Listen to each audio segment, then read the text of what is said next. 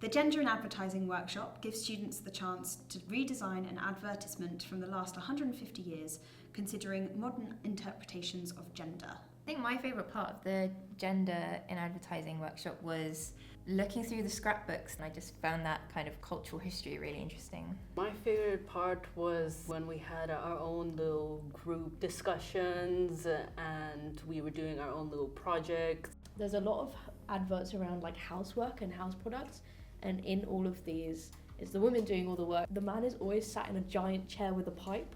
It was like propaganda pages, but they had to be careful about what they said around their wife because all women are gossips. They're gonna tell the enemy all of our secrets. Now we're seeing like a push for more gender equality in the products. There is the men's deodorant and the women's deodorant. However, it could always radically change in the other direction where there's only girl things and only boy things.